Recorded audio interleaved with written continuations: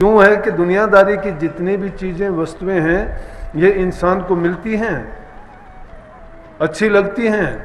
क्यों? किसी से इंद्रिय सुख मिलता है, किसी को मानसिक शांति मिलती है, किसी को और शारीरिक रूप से किसी न किसी प्रकार से थोड़े बहुत समय के लिए आनंद दे देती है।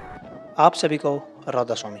देखिए, जो आज का सत्संग का विषय है उसमें महाराज जी ने बताया कि हर इंसान को सत्संग को अवश्य अपनाना चाहिए। इंसान को सत्संग में जाकर सत्संग की बातों को अपने जीवन में उतारना चाहिए, ताकि हमारे मन में जो विकार है, जो हमारे अंदर बुराइयां है, उनको हम दूर कर सकते। और साथ ही महाराज जी ने बताया कि अगर हमें भगवान को प्राप्त करना है तो हमें उसका चिंतन करना पड़ेगा, हमें नाम का सुमिरन करना पड़ेगा, क्योंकि बिना चिंतन के भगवान नहीं मिल सकता। सुमिरन का अभ्यास ही भगवान को प्राप्त करने की पहली सीढ़ी होती है। और ये बातें महाराज ने सत्संग में बहुत अच्छी बताई है। तो चलिए आपका कीमती समय लेते हुए सत्संग को शुरू करते हैं। कृपया सत्संग को पूरा सुनकर मुन्ने भागीदार अवश्य बनिए। राधा स्वामी। बार बार शब्दों में महापुरुषों की बात याद करके शब्द रूप में, दोहों के रूप में आप गाते भी हैं, सुनते भी हो कि संत मिलन को चालिए तजमाया अभिमान, जो जो पग धरनी धरे त्यों त्यों यज्ञ समान। चाहे किसी भी काम के लिए इंसान जाए, बुरे काम के लिए जाता है तो अपना मन बुराई के लिए उसको पहले तैयार करना पड़ता है। कोई भी काम को करने से पहले वो अपने मन में कर चुका होता है, उसके लिए संकल्प ले लेता है, उसका ख्याल पुख्ता जब हो जाता है वो उस काम को करने के लिए चलता है।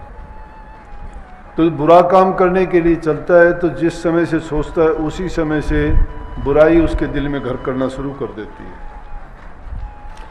अगर अच्छे काम के लिए चलता है तो उसी समय अच्छे गुण उसके मन में जन्म ले लेते हैं, और ज्यों-ज्यों समय आता जाता है उतना ही उसका मन साफ होता चला जाता है और उन गुणों से भर जाता है। संत चूँकि सत्य के प्रतीक होते हैं, परमात्मा के संदेशवाहक होते हैं, समाज के सुधारने वाले होते हैं, हमें अच्छी शिक्षा, अच्छे उपदेश देते हैं, बुराइयों से बचा के सच्चाई का रास्ता दिखाते हैं।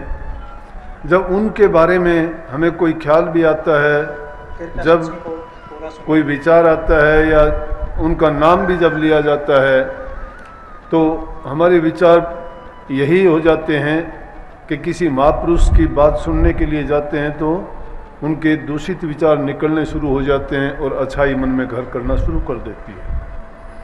ये कहानी आपने सुनी भी होगी, लेकिन फिर भी किसी बात को समझाने के लिए कई बार रोचक बातें बताने से इंसान का सुनने के लिए मन भी करता है और वो एक अच्छा शिक्षा का माध्यम भी बन जाता है। जैसे महाभारत के युद्ध में युद्ध खत्म हो गया, कृष्ण जी ने पांडवों को कहा कि इतना नरसंहार हुआ है, आपके सिर पाप का बोझ हो गया है, इसलिए आपको यज्ञ करना चाहिए।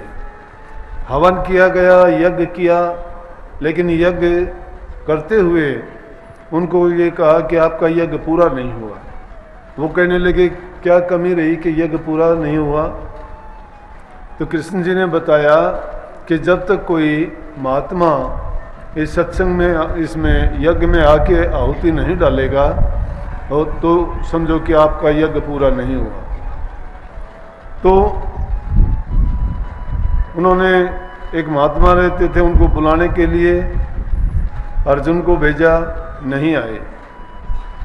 भीम को भेजा तो भीम अहंकार के बस कहने लगा कि मैं ये गया और ये आया, अभी लेके आता हूँ। लेकिन जब वो गया तो जाके क्या देखता है कि महात्मा तो दिल की बात पहले समझ जाते हैं, क्योंकि वो हमेशा मालिक से जुड़े रहते हैं। उनको पता ना भी हो तो भी जिसके वो शरण जिसकी ले रखी है वो उसके काम अपने आप पूरा करता है। शिष्य भी अगर गुरु की शरण ले लेता है, अपने आप को पूर्ण रूप से गुरु के समर्पण कर देता है, तो जब भी कोई मुसीबत, आपत्ति या विपत्ति आती है और वो गुरु को याद करता है, तो गुरु भी उसके काम उसी प्रकार से पूर्ण कर देता है जिस प्रकार से परमात्मा अपने भगत के करता है। भक्ति नाम इसी चीज का है, पूर्ण रूपेण किसी चीज पर यकीन कर लेना। उसको जब हम अपना बना लेते हैं तो वो भी अपना मान लेता है। अनेकों बार ऐसे हुए हैं जिनके हम इतिहास में गीत गाते हैं, कहते हैं कि आप परमात्मा ने उसके काज संवारे, उसके दुखों को निवारा, उसके मुसीबत के समय परमात्मा ने आके ये किया। अनेकों मुख्य बात तो कह देते हैं कि प्रहलाद को अग्नि से निकाल लिया, ध्रुव भगत को बचा लिया, द्रौपदी का चीर बढ़ा दिया, कबीर साहब की यज्ञ पूरी कर दी, रविदास की जगह जूतियाँ बना दी। किस किस की बातें कहोगे, नामदेव की छान छपा दी, धन्ना भगत का आके खेत निपजा दिया। जितने भी ये बात हुई ये झूठी नहीं है, सत्य थी। क्योंकि उन लोगों ने अपने तन की परवाह नहीं की, अपने आनंद सुख की परवाह नहीं की। उन्होंने सिर्फ एक ही चीज़ को मुख्य करके माना कि प्रभु है और हमें उसी की चाह है। क्यों है कि दुनियादारी की जितनी भी चीज़ें वस्तुएं हैं ये इंसान को मिलती हैं, अच्छी लगती हैं। क्यों किसी से इंद्रिय सुख मिलता है, किसी को मानसिक शांति मिलती है, किसी को और शारीरिक रूप से किसी न किसी प्रकार से थोड़े बहुत समय के लिए आनंद दे देती है। और उस थोड़े से आनंद के लिए हम उसी के गुलाम बन के अपने जीवन को बर्बाद कर लेते हैं। ये सोचते हैं कि हमेशा के लिए ऐसा ही रहना है। लेकिन अगर उसी भोग्य पदार्थ को भोगने के थोड़े समय के बाद उसका परिणाम देखते हैं तो कभी भी वो हमें अच्छा परिणाम नहीं देता। फिर भी इंसान नहीं समझता है, उसको उस सूखी हड्डी के समान, जैसे कुत्ता चबा चबा के सोचता है कि इस हड्डी में आनंद आता है, लेकिन वो अपने ही खून को जिब्बा से उसको चाटता है और समझता है मुझे आनंद हड्डी से आ रहा है, लेकिन गलत है। इंसान की भी वही हालत है। ये विषय विकारों में पड़ के विषयों के छोटे से आनंद को ये सोचता है मुझे इनसे आनंद मिलता है, लेकिन आनंद उनमें नहीं है। आनंद अपने आप को खत्म करके जो सुख था उसी अंदर वाले सुख को बाहर लेके इंद्रियों के भोगों से वो सोचता है कि मुझे इनसे शांति, सुख और थोड़ी खुशी मिलेगी। लेकिन वो खुशी नहीं है, दुख में बदल जाती है। थोड़े समय में नहीं, 2-4 साल के बाद बदल जाती है। तो क्या हुआ कि लेकिन जब भी हम किसी को अपना आपा जब सौंप देते हैं, उसके निमित्त उसको कर देते हैं, उसको लाज लगती है।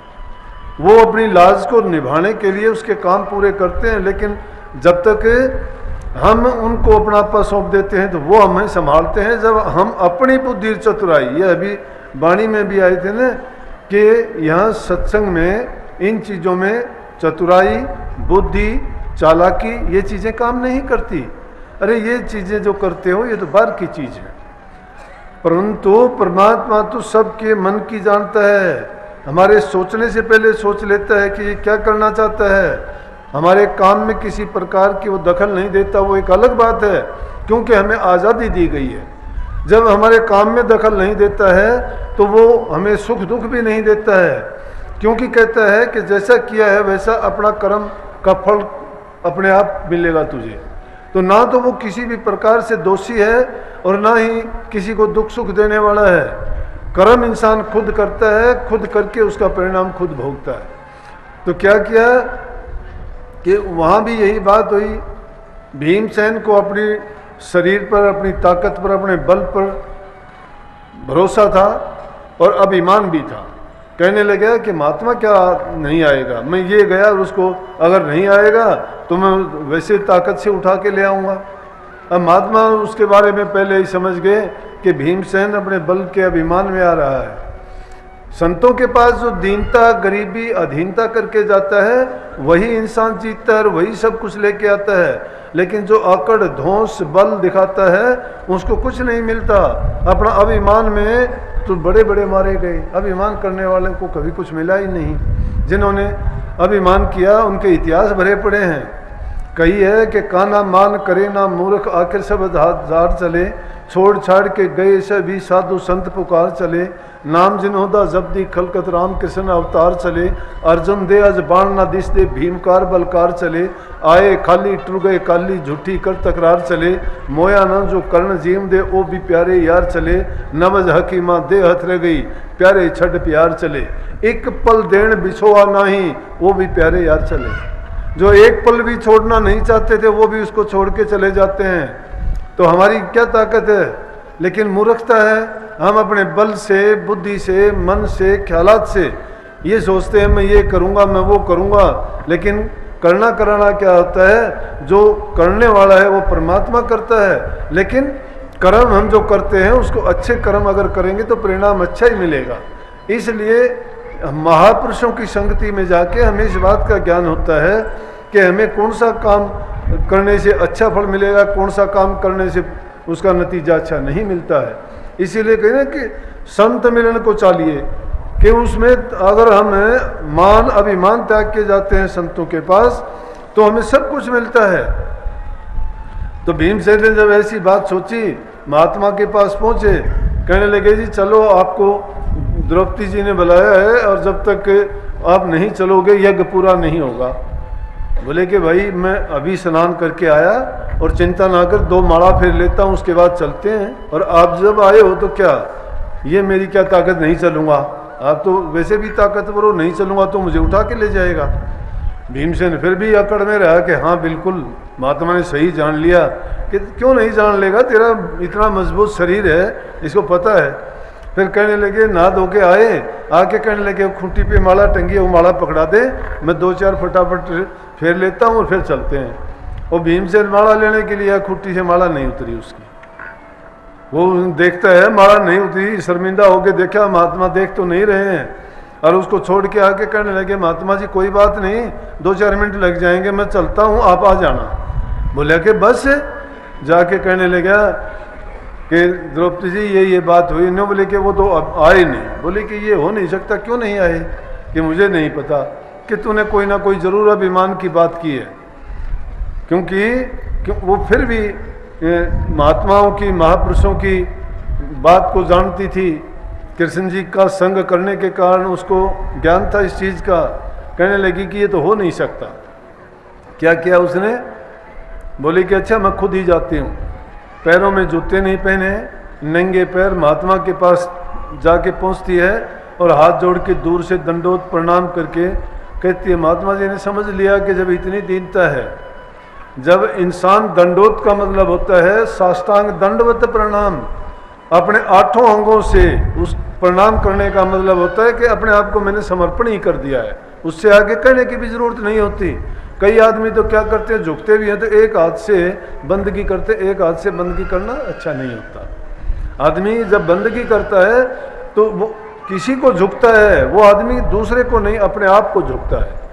कबीर साहब ने कहा है कि कबीर नवे सो आपको, पर को नवे न कोई, गाल तराजू तोलिए नवे सो भारी होए। कि जो इंसान दूसरे के सामने जाके झुकता है वो दूसरे के सामने नहीं झुकता, वो अपने लिए ही झुकता है। क्योंकि ये झुकने वाली चीज़ ही हमेशा भारी होती है। जिन पेड़ों पे फल नहीं होते वो ठोंठ के ठोंठ खड़े रहते हैं, और जो फलों वाले फलदार पेड़ होते हैं वो नीचे की ओर झुक जाते हैं। तो क्या हुआ, जाके कहने लगी, दंडोत प्रणाम करने के बाद में महात्मा जी कहने लगे, बोलो बेटी कैसे आई?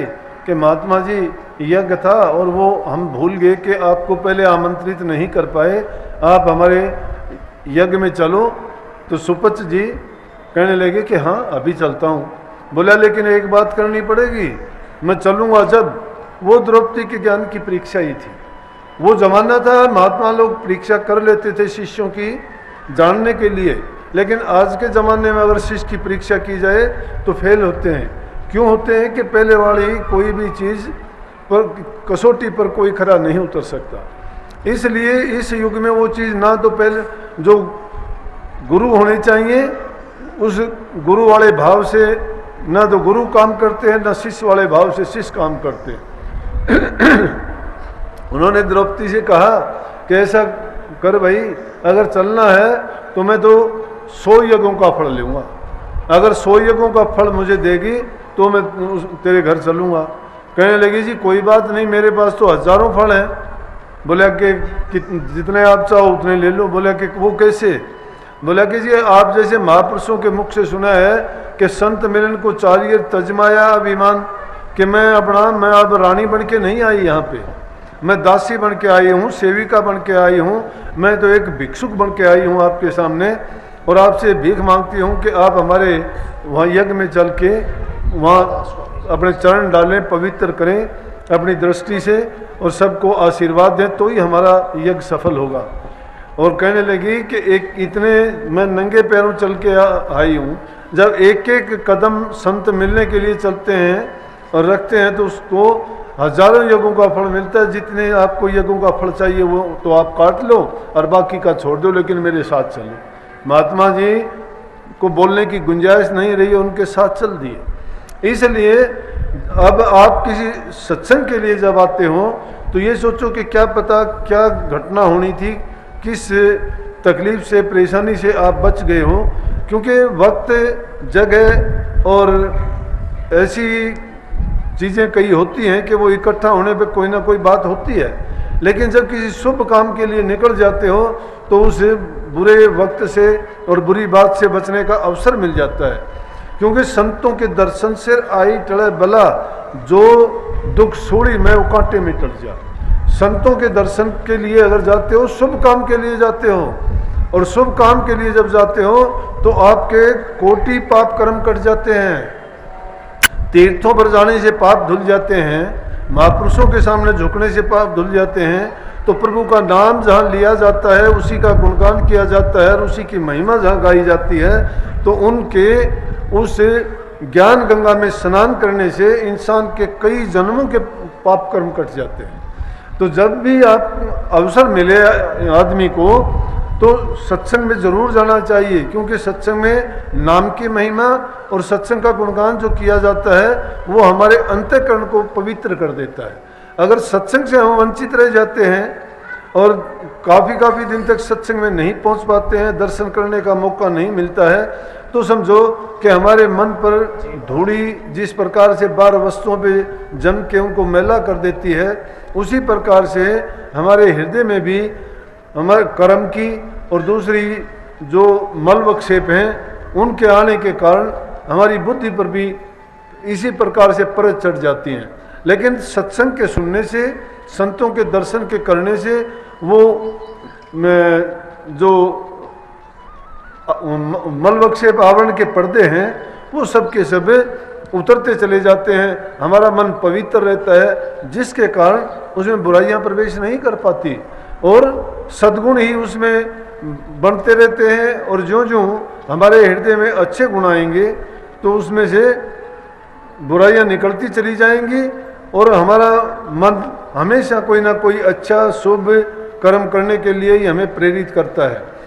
जब भी संतों के सत्संग में जाते हो, अपने मन के कपाट खोल के जाओ, ताकि उनके दिए हुए वचनों को एक एक करके हृदय में रखो। सत्संग को पूरा सुनने के लिए आपका बहुत बहुत धन्यवाद। हम आशा करते हैं आपने सत्संग को बड़ा ही ध्यान से सुना होगा। कृपया सत्संग में जो बातें महाराज जी ने बताई है उन बातों को अपने जीवन में अवश्य उतारिए और अपने जीवन को सफल अवश्य बनाइए। और साथ ही अगर आपको सत्संग अच्छा लगा तो कमेंट बॉक्स में राधा स्वामी लिखकर पुण्य भागीदार अवश्य बनिए। मिलते हैं जल्दी एक नए सत्संग के साथ, तब तक के लिए राधा स्वामी।